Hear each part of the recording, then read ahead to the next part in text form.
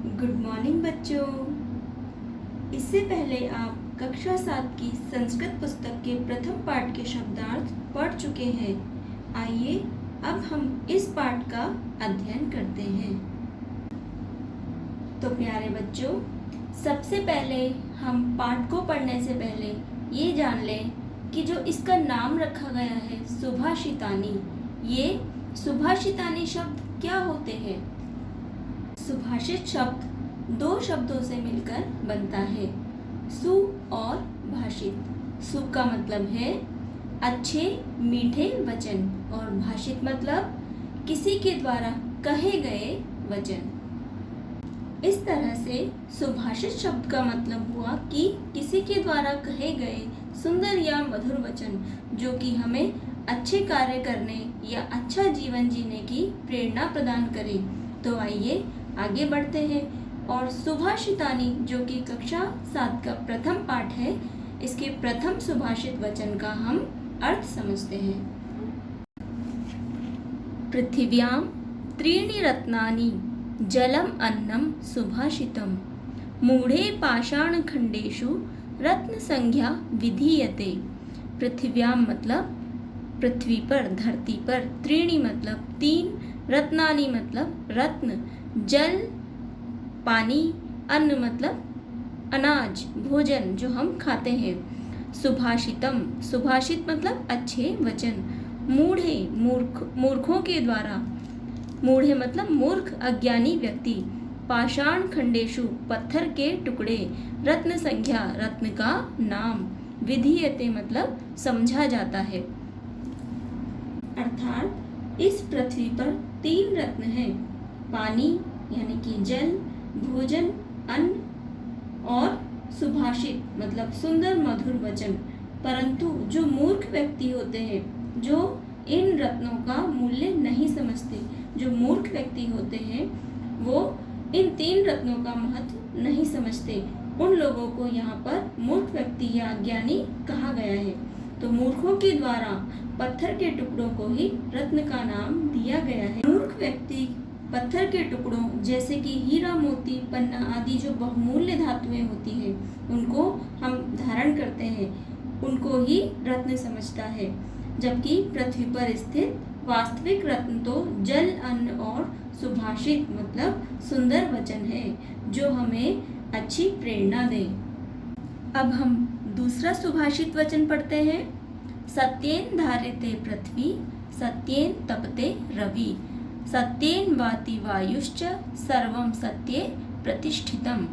सत्येन मतलब सत्य से ही, धार्यते धारण की जाती है, पृथ्वी मतलब धरती वसुंधरा, सत्येन सत्य से ही, तपते मतलब जलता है, रवि मतलब सूर्य, सत्येन सत्य से ही, वायु वाति वायुश्च मतलब बहती है, वाति मतलब बहती है, वायु मतलब हवा पवन, सर्वम सब कुछ, सत्य प्रतिष्ठितम मतलब सत्य में ही स्थित है। इसका मतलब है कि हम इसको इस तरीके से समझेंगे कि इस दुनिया में जो कुछ भी है वो सब सत्य के कारण ही है। सत्य की वजह से ही ये पृथ्वी धारण की हुई है, सत्य की वजह से ही ये जो सूर्य है ये हमें प्रकाश दे रहा है, रोशनी दे रहा है, सत्य की वजह से ही ये हवा चल रही है, बह रही है, और सब कुछ सत्य के द्वारा ही, सत्य में ही प्रतिष्ठित या स्थित है। मतलब इस दुनिया में सत्य की वजह से ही सब काम हो रहा है। यदि सत्य नहीं होगा तो सब तरफ अविश्वास फैल जाएगा, सब लोग झूठ बोलने लगेंगे, किसी को किसी पे विश्वास ही नहीं रहेगा और एक दूसरे को सब हानि पहुंचाने लगेंगे। मतलब धरती पर से एक तरह से अच्छाइयाँ समाप्त हो जाएगी। तो इसलिए हर कार्य में सत्य होना, सच होना बहुत जरूरी है। तो यहाँ पर कवि ने सत्य का महत्व बताया है। दाने तपसी शौर्ये च विज्ञाने विनये नये विस्मयो न ही कर्तव्यो बहुरत्ना वसुंधरा। दाने मतलब दान में, तपसी मतलब तपस्या में, शौर्य मतलब वीरता, और विज्ञाने मतलब विज्ञान में, विनय मतलब नम्रता, विनयता, नय मतलब नीति, विस्मयो मतलब आश्चर्य, न ही कर्तव्यो मतलब हमको नहीं करना चाहिए, बहुरत्ना मतलब बहुत सारे रत्नों वाली, वसुंधरा मतलब पृथ्वी। दान के विषय में, तपस्या के विषय में, बल के विषय में, विज्ञान के विषय में, नम्रता के विषय में और नीति के विषय में हमको कभी भी आश्चर्य या हैरानी नहीं करनी चाहिए, क्योंकि यह पृथ्वी जो है बहुत से रत्नों से भरी है। दान के विषय में से मतलब है जो व्यक्ति बहुत ज़्यादा दान करते हैं या दान करने में बिल्कुल संकोच नहीं करते हैं, ऐसे व्यक्ति इस धरती पर बहुत सारे हैं। उनको देख के हमको आश्चर्य नहीं करना चाहिए। कुछ लोग ऐसे होते हैं जो दान करते समय ज़्यादा सोचते नहीं हैं, यहाँ तक कि वे अपने शरीर के अंगों तक का दान कर देते हैं। कुछ लोग बहुत तपस्वी होते हैं, सदैव तपस्या या ध्यान में लीन रहते हैं। कुछ लोग बहुत शक्तिशाली, बहुत बलशाली होते हैं। इसी तरह से विज्ञान, अच्छा ज्ञान, नवीन खोज आदि को देखकर हमें हैरान नहीं होना चाहिए। और इसी प्रकार से विनय मतलब नम्रता, नम्रता के विषय में जैसे कुछ मनुष्य बहुत नम्र स्वभाव के, बहुत सरल स्वभाव के होते हैं, दूसरे लोग उनके साथ बुरा व्यवहार भी कर लें तो भी वे उससे नाराज नहीं होते, उसे सरलता से सहन कर लेते हैं। कुछ लोग नए मतलब नीति पर चलने वाले होते हैं, अनुशासन में रहने वाले होते हैं, तरीके से रहने वाले होते हैं, नीति की राह मतलब नीति के रास्ते पर, नीति के मार्ग पर चलने वाले होते हैं। तो मतलब कवि यहाँ पर ऐसा कहना चाहता है कि जो इस तरीके के जो लोग होते हैं, इस तरह के जो लोग होते हैं वो धरती के रत्न हैं। उनको कवि ने रत्न बताया है कि जो यह जो धरती है वह ऐसे बहुत से रत्नों से भरी है। अतः ऐसे लोगों को देखकर हमें हैरान या आश्चर्यचकित नहीं होना चाहिए। सद्भिरेवः सहासीत् सद्भिः कुर्वीत संगतिं सद्भिर्विवादं मैत्रीं च न सद्भिः किंचित आचरेत्। सद्भिरेव मतलब सज्जनों के साथ ही, सह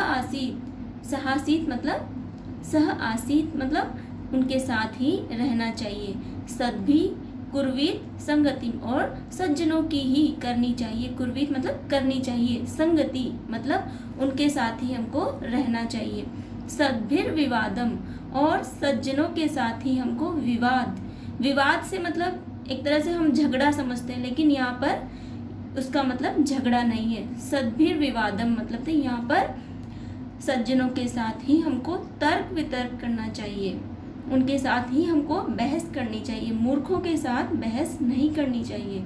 मैत्रीम च न सद्भि और उनके साथ ही हमको मैत्री मतलब मित्रता करनी चाहिए, दोस्ती करनी चाहिए। और ना सद्भि असज्जन, ना सद्भि मतलब नहीं, सज्जनों के साथ, असज्जन लोग जो हैं उनके साथ नहीं। किंचित आचरित किसी भी प्रकार का आचरण या व्यवहार हमको नहीं रखना चाहिए। इसका मतलब है हमें अच्छे लोगों के साथ ही बैठना चाहिए, रहना चाहिए, सज्जनों की ही संगति करनी चाहिए, सज्जनों के साथ ही विवाद करना चाहिए। यहाँ पर कवि कहते हैं कि सज्जनों के साथ ही तर्क वितर्क करना चाहिए। विवाद से मतलब झगड़ा नहीं है, तर्क वितर्क या बहस है। किसी दुर्जन या दुष्ट व्यक्ति के साथ नहीं, मतलब दुर्जन या दुष्ट व्यक्ति के साथ हमको कोई व्यवहार नहीं करना चाहिए, कोई व्यवहार नहीं रखना चाहिए। और मित्रता या दोस्ती करनी हो तो वो भी सज्जन मनुष्य के साथ ही करनी चाहिए। और दुर्जनों का मतलब दुष्ट व्यक्तियों के साथ हमें किसी भी प्रकार का आचरण या व्यवहार नहीं करना चाहिए। जो भी हमको करना है, दोस्ती करनी है या झगड़ा करना है, तर्क वितर्क करना है, वो सब हमको अच्छे लोगों, सज्जन लोगों के साथ ही करना चाहिए। दुर्जन लोगों के साथ हमको व्यवहार नहीं रखना चाहिए। धन धान्य प्रयोगेषु विद्याया संग्रहेषु च आहारे व्यवहारे च त्यक्त लज्जः सुखी भवेत्। इसका मतलब है धन मतलब पैसा, पैसे का उपयोग करते समय विद्याया संग्रहेषु, विद्या या ज्ञान का संग्रह करते समय, ज्ञान लेते समय, नॉलेज शिक्षा लेते समय, कुछ सीखते समय हमको, और भोजन करते समय, व्यवहार मतलब एक दूसरे के साथ बिजनेस करते समय हमको कभी भी संकोच या शर्म नहीं करनी चाहिए। हमको वहाँ पर संकोच का त्याग कर देना चाहिए। जो व्यक्ति ऐसे करता है, जो संकोच को त्याग देता है, इन जगहों पर जो संकोच को त्याग देता है, वो व्यक्ति, वो मनुष्य सुखी होता है। इसको हम इस तरीके से भी समझ सकते हैं कि धन धान्य प्रयोगेषु विद्याया संग्रहेषु च, मतलब रुपए पैसे का हम जब उपयोग करते हैं तो उस समय हम संकोच को त्याग दें। विद्या के संग्रह करते समय, विद्या सीखते समय, कोई भी ज्ञान अर्जित करते समय, कुछ सीखते समय, शिक्षा लेते समय हम संकोच को त्याग दें। जैसे क्लास में कुछ बच्चों को कोई चीज़ समझ में नहीं आती है, उस समय यदि वो संकोच कर लेते हैं, पूछ नहीं पाते हैं, वो सोचते हैं कि उनको संकोच होता है कि सब हम पे हंसेंगे, तो इस तरीके से वो संकोच ना करें। तो संकोच करने से क्या है, वो बाकी बच्चों से पीछे रह जाते हैं। तो इस तरीके से हमको ज्ञान को अर्जित करते समय संकोच नहीं करना चाहिए। आहारे व्यवहारे च त्यक्त लज्ज सुखी भवेत्। आहारे मतलब भोजन करने में, जैसे हम किसी के घर भोजन करने जाते हैं, खाना खाने जाते हैं, हम वहाँ पर संकोच कर जाते हैं, अच्छे से हमें शर्म आती है खाना खाने में, तो हम ढंग से नहीं खा पाते हैं, तो हम क्या होगा, उस समय हम भूखे ही वापस आ जाएंगे। तो हमको ऐसी जगह पे संकोच नहीं करना चाहिए। मतलब संकोच नहीं करने से मतलब ऐसा नहीं कि हम लिमिट में ना रहें, लिमिट में हमको रहना है, लेकिन अच्छे से बिना संकोच के हमको वहाँ पे भोजन करना है। व्यवहार है मतलब किसी के साथ व्यवहार या बिजनेस में हमको संकोच नहीं करना चाहिए। जैसे कोई व्यक्ति है, सब्जी की दुकान लगाता है, तो उसको कभी भी सब्जी बेचना कोई गलत काम नहीं है, सब्जी बेचना बहुत अच्छा काम है, एक ईमानदारी का काम है। तो उस समय उसको ऐसा नहीं सोचना चाहिए कि ये काम छोटा है तो मैं नहीं करूं, या फिर मुझे ऐसा काम करूंगा तो मैं सब मुझे छोटा समझेंगे, इस तरीके से उसको नहीं सोचना चाहिए। वहाँ पर उसको लज्जा को, शर्म को त्याग देना चाहिए। तो इस तरह से इन जगहों पर हमको संकोच का यदि हम त्याग कर देते हैं, हम उसको छोड़ देते हैं, तो हम सुखी रहते हैं। आगे देखिए, क्षमा वशीर कृतिर्लोके क्षमया किम न साध्यते, शांति खड्ग करे यस्य किम करिष्यति दुर्जनः। मतलब किसी की गलती पर यदि हम उसे क्षमा कर देते हैं, माफ़ कर देते हैं, तो सामने वाला यूँ सोचता है कि अरे इतनी बड़ी गलती पर भी इसने मुझे क्षमा कर दिया, इसने मुझे माफ़ कर दिया, ये मुझसे गुस्सा नहीं हुआ।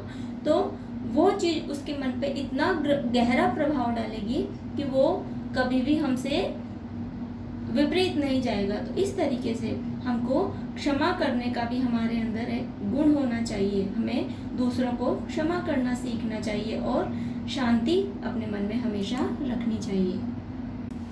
मतलब क्षमा जो है इस दुनिया में, ये क्षमा ऐसी चीज़ है, माफ़ करना मतलब किसी को माफ़ कर देना ऐसी चीज़ है, ऐसा गुण है कि यदि हम दुनिया में किसी को क्षमा कर देते हैं तो वो व्यक्ति, जो सामने वाला व्यक्ति होता है, वो हमारे वश में हो जाता है। तो हमारे सारे कार्य सज जाते हैं, मतलब सारे कार्य सरल हो जाते हैं। और ऐसा व्यक्ति जिसके हाथ में शांति रूपी तलवार है, उसका दुर्जन मतलब दुष्ट मनुष्य क्या कर सकता है, क्या कर पाएगा। तो बच्चों, इस प्रकार से यदि हम किसी को क्षमा कर देते हैं तो दुर्जन, जो दुष्ट व्यक्ति होते हैं, जो हमारे दुश्मन हैं, वो भी हमारा कुछ नहीं बिगाड़ सकते।